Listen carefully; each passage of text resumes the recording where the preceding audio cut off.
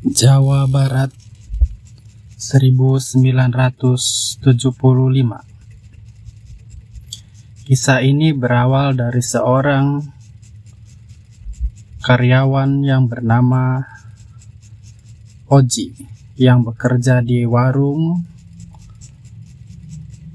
Dari semua karyawan hanya Oji yang masih single dan perawan, sedangkan karyawan lainnya sudah berstatus menikah. Oji bekerja sebagai kepala gudang yang bertugas cek stok barang masuk dan barang keluar. Seringkali karyawan mengingatkan kepada Oji untuk berhati-hati ketika di dalam gudang karena ada sosok perempuan. Keanehan di warung bukan hanya itu. Ketika Oji sedang menunggu kekasihnya untuk menjemput, Oji berdiri di depan warung. Ada segerombolan anak muda yang hendak makan di warung itu.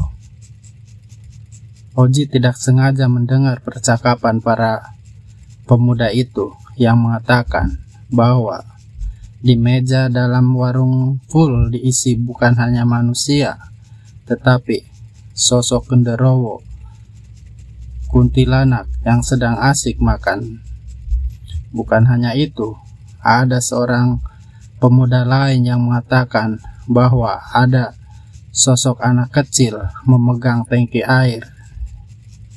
Sosok itu lebih besar dari bangunan.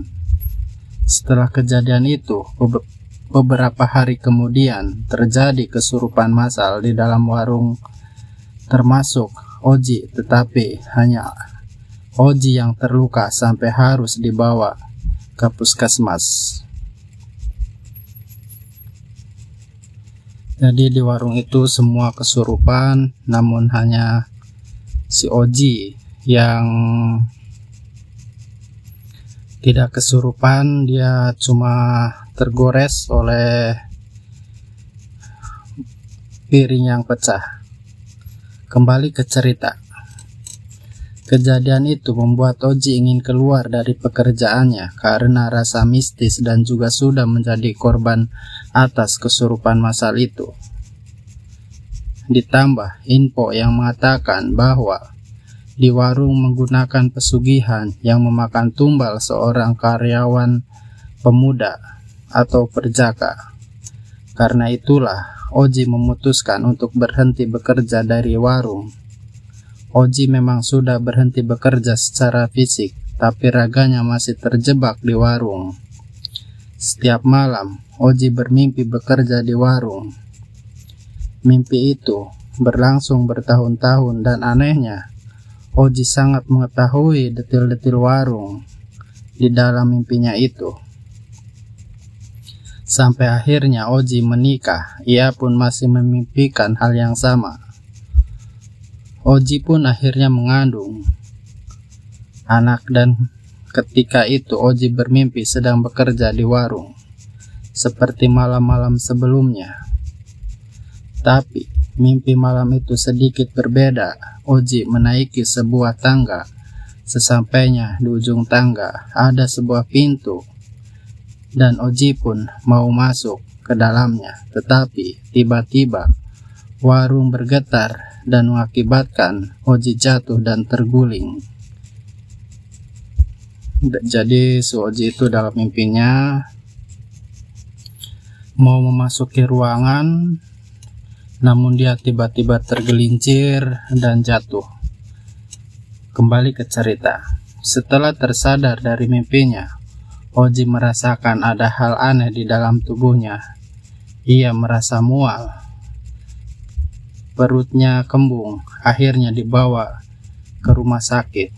Dokter mengatakan bahwa Oji keguguran. Setelah kejadian itu, Oji sudah jarang sekali ia bermimpi tentang warung. Dan singkat cerita, pemilik warung meninggal karena COVID. Akhirnya Oji pun berhenti memimpikan bekerja di warung tersebut.